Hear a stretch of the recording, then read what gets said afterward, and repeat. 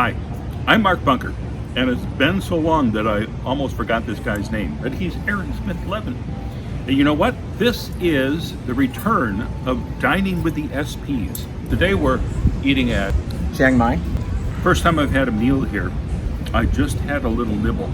Oh, my Lord, is this good. A peanut curry with chicken served over a bed of broccoli. It's their house special called Amazing. And so far, it seems to be. And what do you have? This is chicken pad thai. The servings here are enormous. And this place has been here forever. This is not a new restaurant. A lot of people have this idea that it's hard for restaurants to stay open down here. This thing's probably been here for 20 years. We're dining outside in the district, the new name for the downtown area here in Clearwater. We block off a couple of blocks here. That has really helped drive business down here. You come down here a lot in the evenings, and the place is just hopping with music. So we came a little early, so we didn't have a lot of music in the background. People watching might be confused as to the difference between the Downtown Development Board and the Downtown Clearwater Merchants Association. And I don't know that everyone needs an explanation, but they're basically, the Merchants Association is really more a collection of actual businesses that want to increase business revenue in downtown. And the Downtown Development Board more represents just the property owners in the downtown district, whether they're businesses or not. Just if you own a condo or you own a commercial storefront and maybe you're just a landlord. Whereas the Merchant Association is really the businesses themselves trying to come up with ideas to increase interest in traffic in businesses. Yeah. Very good. What he said was right. The Downtown Development Board is an advisory board, which right now is primarily Scientologists who are sitting on that board. We wanted to see how much the deck is stacked against you if you want to run for the Downtown Development Board. It turns out that it's not one man, one vote. It is one property, one vote. Lisa Mansell is the designated voter for all Scientology-owned properties. Mr. Casano, how many properties are you the designated voter for? Around 50. 50? Okay. So you have... People said they want me to vote for them. All right. A lot of them are condos in Station Square. So, all right. So 52 you've got 50 maybe. votes off the top for you, probably. Yeah. How many votes are you the designated voter for? Not many. Do you have an idea how many? No idea. Don't know how many times you voted at all in this?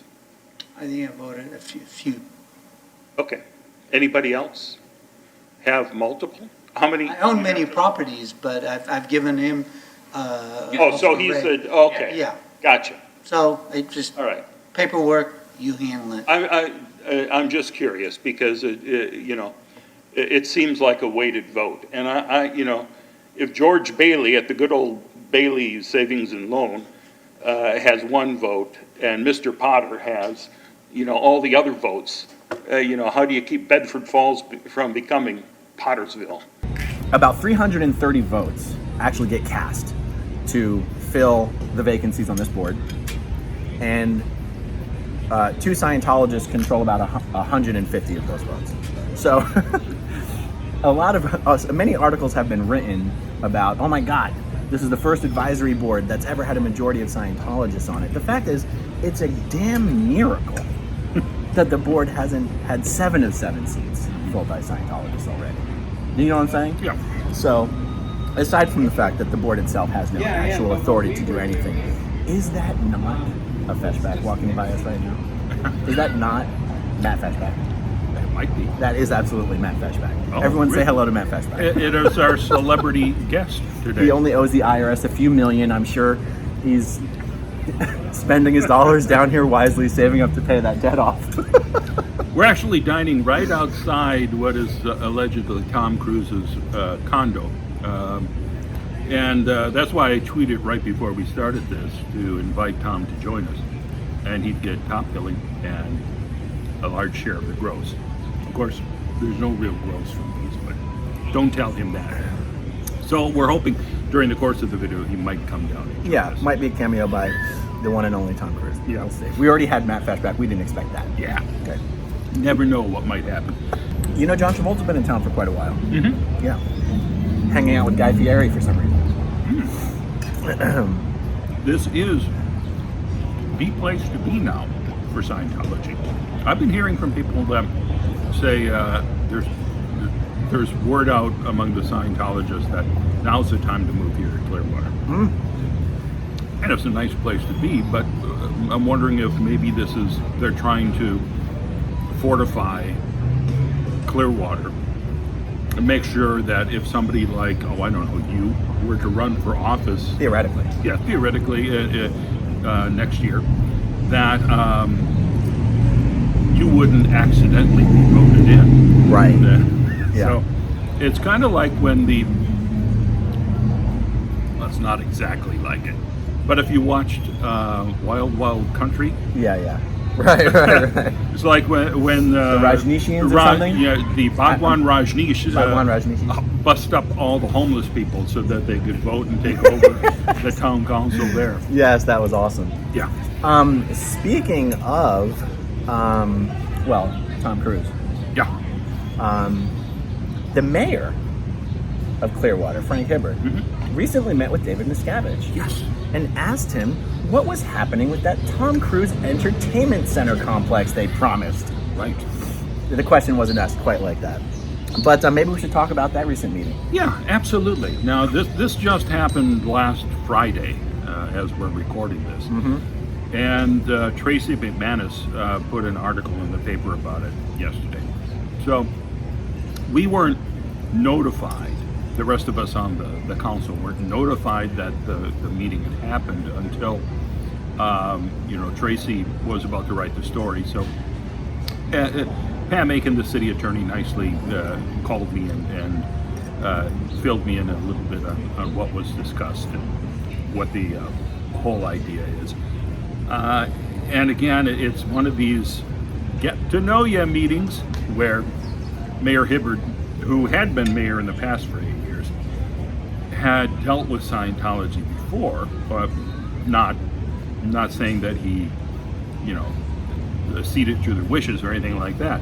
Just that he was mayor and he had talked to Miscavige in the past. So this is the first time in 8 years or so that they sat down and talked again.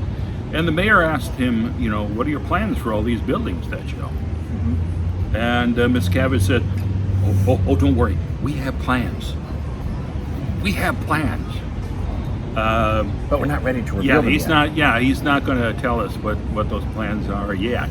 Now, to be fair, Yes. Miscavige was only talking about the 6 pieces of property that the church bought to build this entertainment multimedia center with Tom Cruise. He pretended he had nothing to do with the other 94 properties that were purchased, right? Yeah, because in the same period from 2017 to 2019, when David Miscavige cut off all communication with the city because he was pissed off that the city purchased a plot of land that he wanted,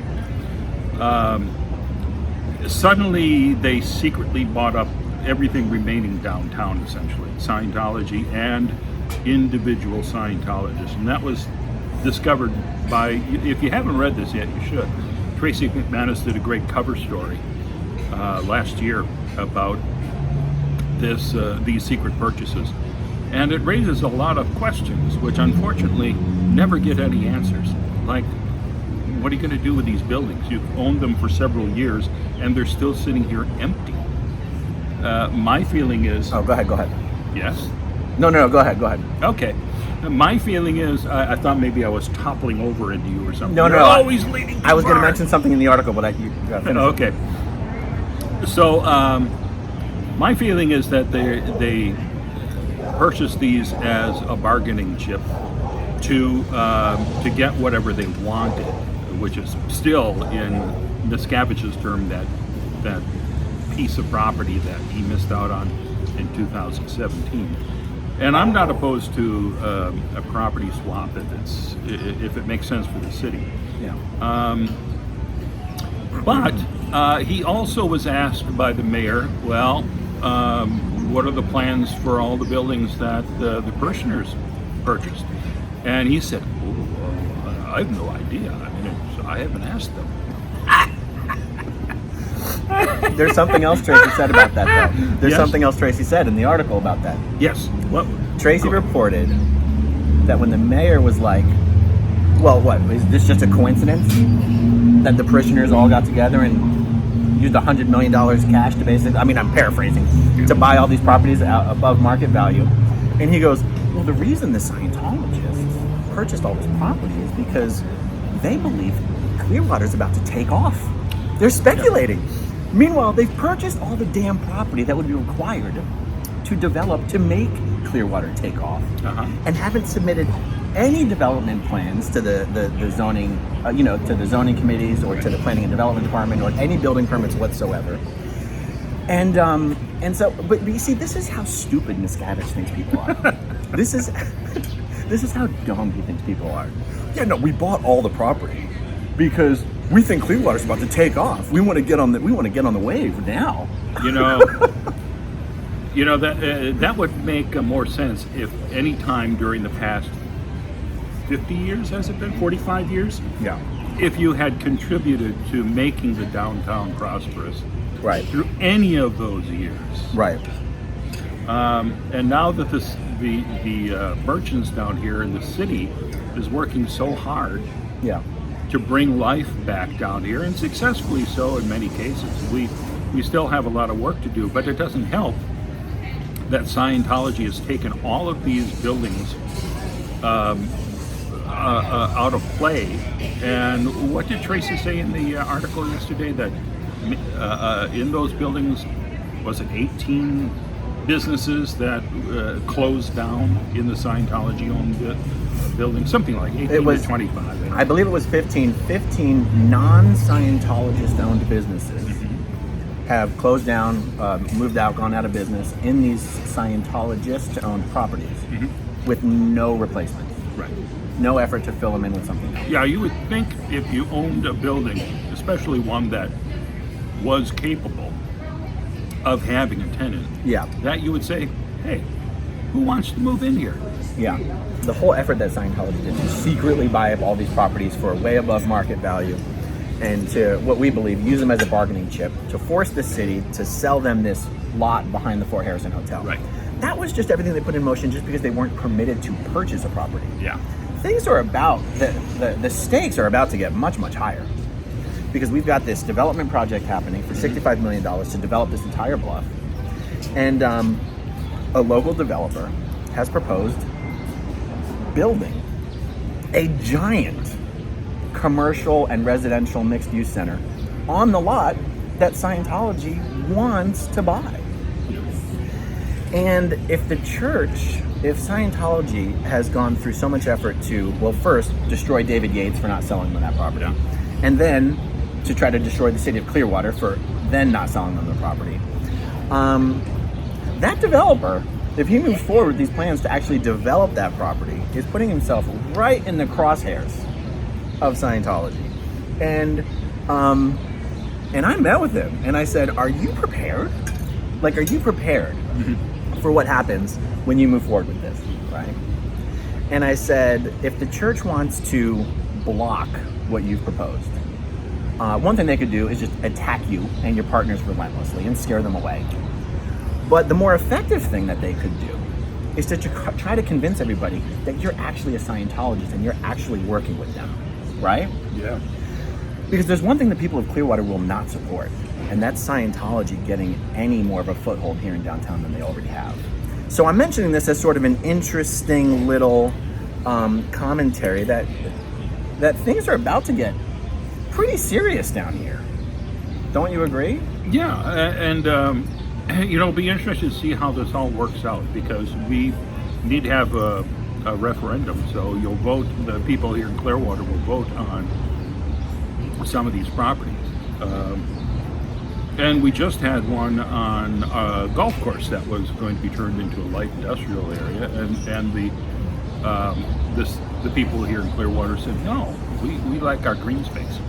So it's not always a guaranteed thing when we start working with a developer and who has some good plans for what could happen here at the Bayfront. Yeah. But a lot is riding on the success of this as part of Imagine Clearwater, which is our $64 million park down here. Yeah. So when we first talked about doing these videos, it was really to these Dining with the SP videos. It was to kind of, in a cute little way, answer the question we always get, which is, isn't everything down here owned by Scientology? Yeah. And we're like, well, what better way to show people that they're not by us going to eat there? Yeah. And so, this district, I think I just messed with my mic, but so this district area that we're talking about, like, if anyone is familiar with Santa Monica, the Santa Monica 3rd Street Promenade, just think like that. That's what downtown Clearwater, these 2 blocks here, have sort of become. I mean, it has that feel, other than, Right. we have our water right here and everything. Yeah, there's a beautiful view sitting here. Yeah. So these are you're dining walking outside. streets. These are walking streets only. We happen to be sitting at a table on the sidewalk, but there's tables and chairs in the middle of the street with nice umbrellas. They have live music out here almost every night. And the question that people will ask is, I thought, well, because there's a video of you on the internet of being refused service at a pizza place Right. here in downtown Clearwater. Right. And people justifiably believe that that's what will happen in every restaurant here in downtown Clearwater. No. Not at all. Yeah. It's safe to come down here. Yeah. The Scientology does not control the downtown. They control... what control they have is all in our minds. Yeah. After decades of being a turn the other cheek type of religion, people are wary of them, and people have enough stories of what's happened to them and to others that they know that they're reluctant to come down here. But you shouldn't be. This is our downtown. The only way we're going to be able to break the curse of Scientology is to just say, heck, I want to come down and enjoy the downtown and help businesses thrive. So we need to get more shops down here, and it's been next to impossible to do that. But we can see now that the place is pretty hopping, nights and weekends especially. It is.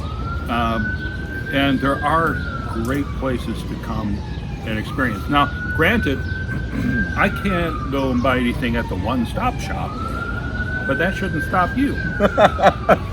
So the one-stop shop is owned by Paris Morphopoulos, a well-known Scientologist here in Clearwater, and chairman of said downtown development board that we were speaking of. And say neither one of us are we are both definitely not welcome in that shop. No, I've been specifically told I can't come in. Right. And I would. I mean, I'd Which go sounds in like bigotry, but I guess...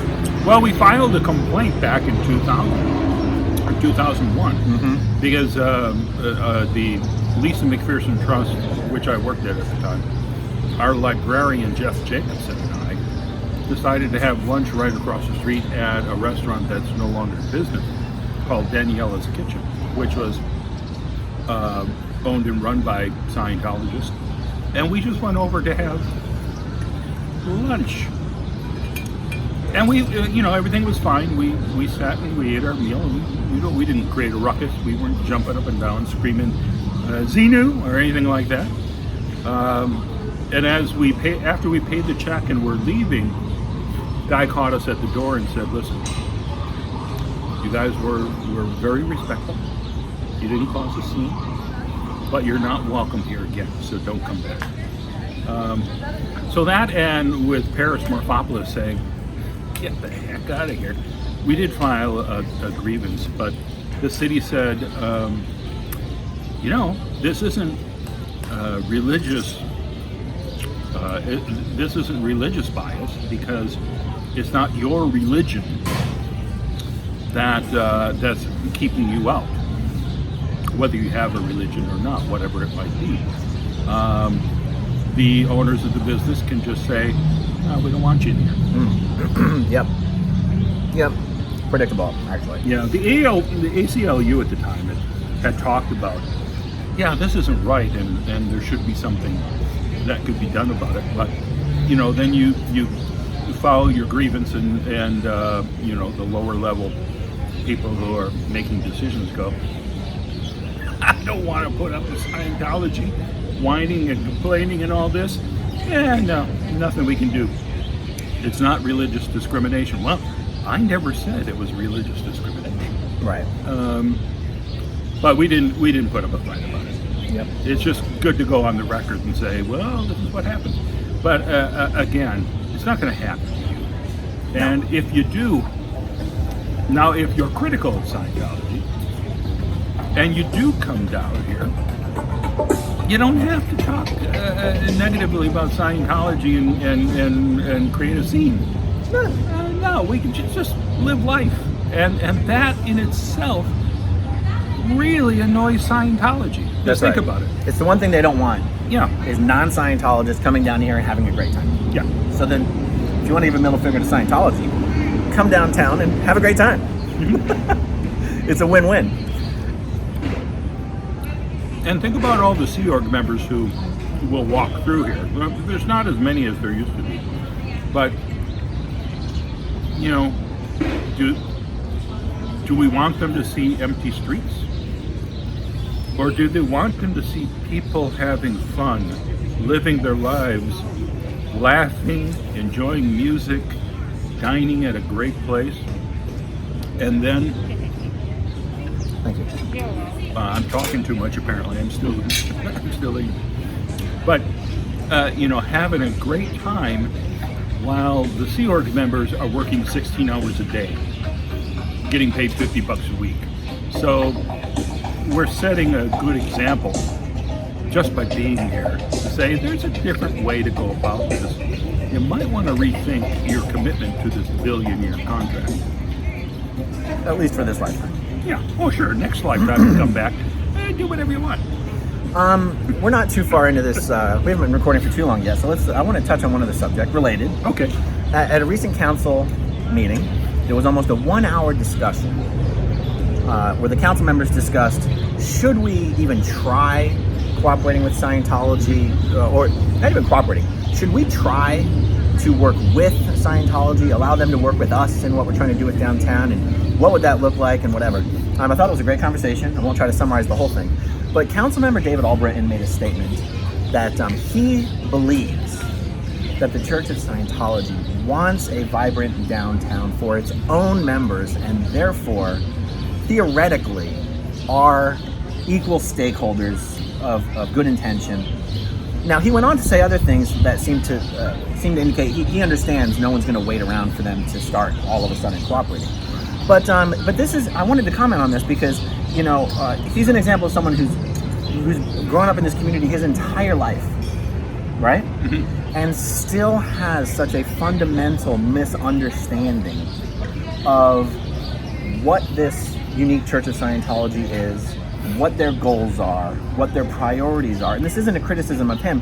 He represents a large segment of the community who, even though they've been here their entire lives, don't understand the organization well enough to know they absolutely do not want a vibrant downtown. If it were possible to do it with just Scientologists, then yes, right? Like if every place was owned by a Scientologist, if all the employees were Scientologists, then yes, theoretically, they're not against vibrant downtowns. But they are fundamentally against bringing non-Scientologists around the flag land base, and that is something a lot of city leaders don't quite get. What's your experience been speaking with people about that subject within the city? Well, I mean, the general feeling is we have to find some way to deal with this. And I'll talk to people who, like there's one person within the city who is hoping to convince David Miscavige to move all of there's one block here that's just made up of front groups like the Way to Happiness and the Citizens Commission on Human Rights. It's like a Disneyland of lies as you walk down that block. And it's dead.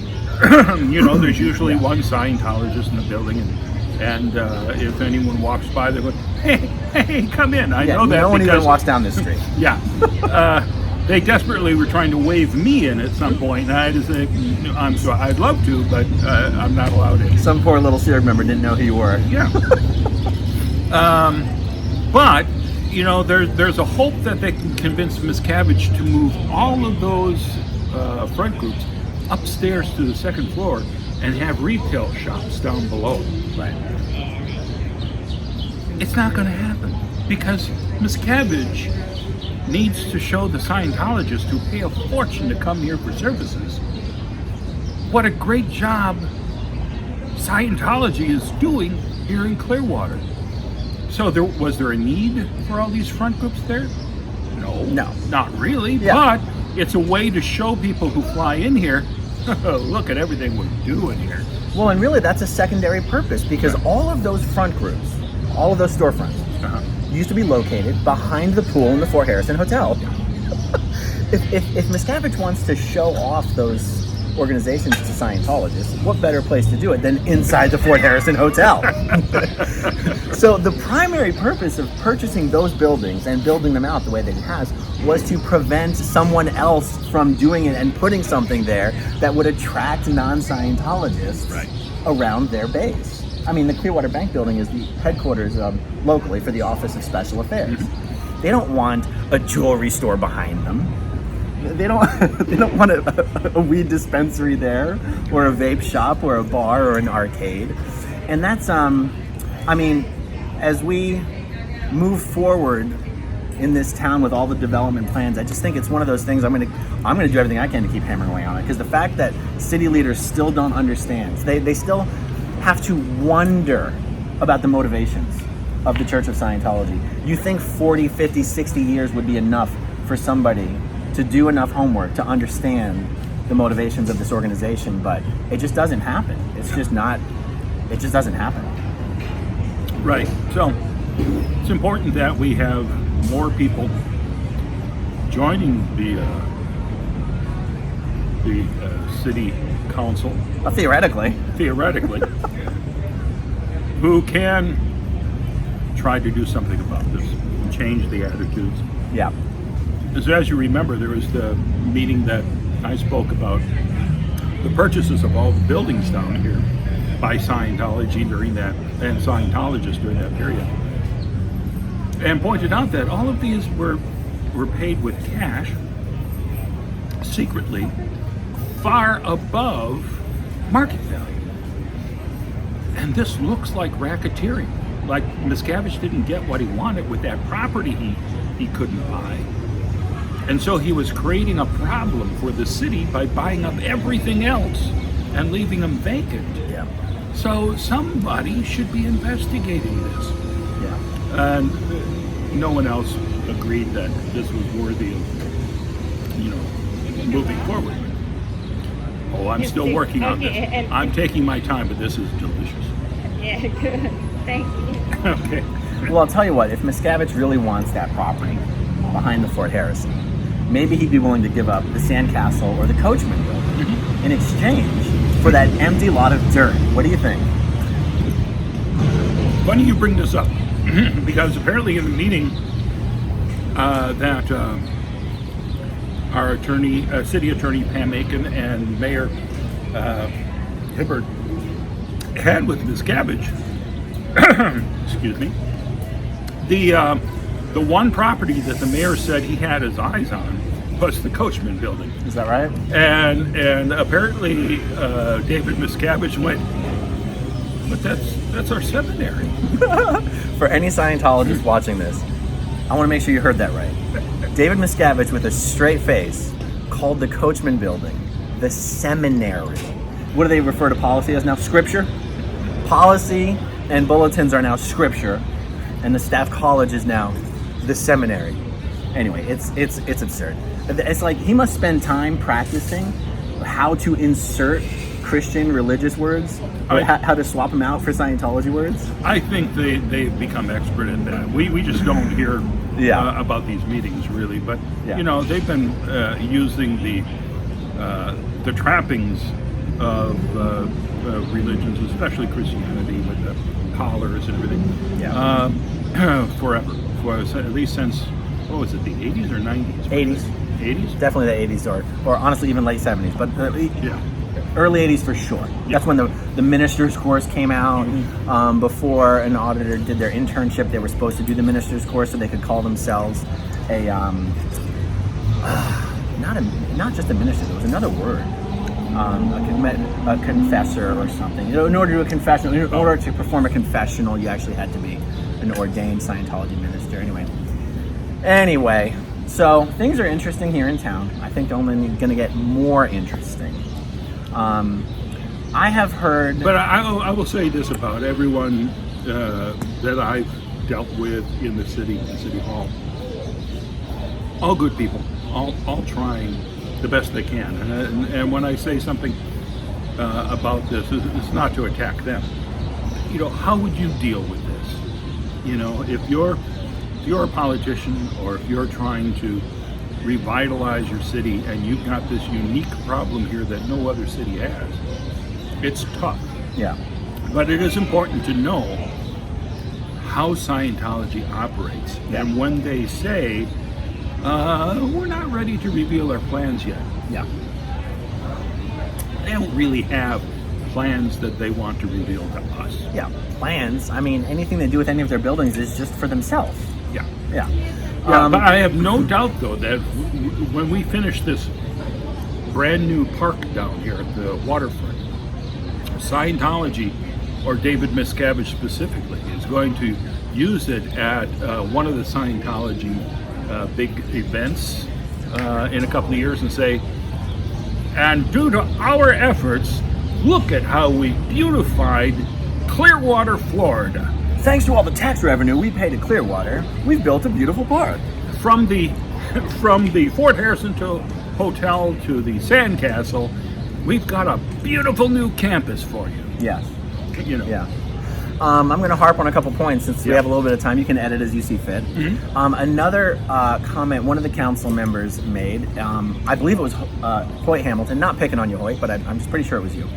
He said the church pays taxes on a majority of their property. And I don't know why it was necessary to say that, especially since it's a false statement. The church pays taxes on approximately 25% of the property it owns here in downtown Clearwater. And the only reason they pay taxes on that at all is because by law, they have to pay taxes on square footage that's designated as restaurant or hotels. Yep. So most of these properties have some restaurant space and some hotel space, and they have to pay taxes on that, right? So Scientology owns so much property down here that even though they're only paying taxes on a quarter of their holdings, they are the #1 taxpayer in downtown Clearwater.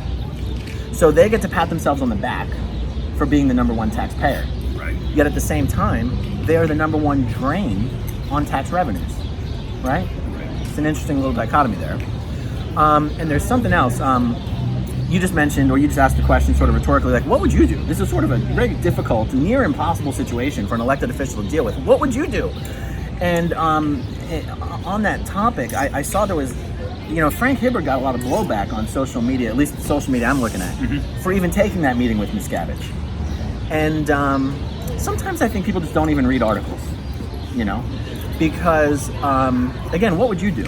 Like if you were Frank Hibbard and you wanted to be a problem solver, wouldn't you take a meeting with David Miscavige? Absolutely, and I would right now as well. If Tom Cruise apparently couldn't make it today, but if David Miscavige wants to join us for dining with the SPs or any other time, I'd be happy to sit down and talk with him. Yeah. That's not going to happen. Right. So just because, and the article that Tracy wrote, there was nothing in that article to imply that Frank took Miscavige at his word, believed anything he said. Frank is no dummy. Yeah. Frank is no dummy. Frank's a very smart guy. He knows exactly what he wants to accomplish here in Clearwater. And if anything, I thought he was sort of, I don't know if setting a precedent is the right word, setting a tone by showing up to a meeting with Miscavige and saying, hey, you want to do a land swap? How about you give us the Coachman Building? Right? That is ballsy as hell. He knows Miscavige is not giving up the Coachman Building. Listen, you got to talk to him. But at least I said understand how they operate. Yeah. They don't want the same thing that the city wants. That's right. But you know, as I've been saying this in private every chance I can. Hey, I'd love to meet with Miscavige. Can you put in a good word for me? Yeah. It's never going to happen. He Right. doesn't want to talk to anyone who knows anything about how the place operates. Yeah, and didn't Frank tell Miscavige that when they do know what their plans are, he expects him to come to City Hall and present it to the public, not in private behind closed doors? Not a chance. Yeah. That would be a process server's dream, Right. right? Right. Thank you for joining us for this very special Dining with the SPs, and we'll see you again soon. Bye.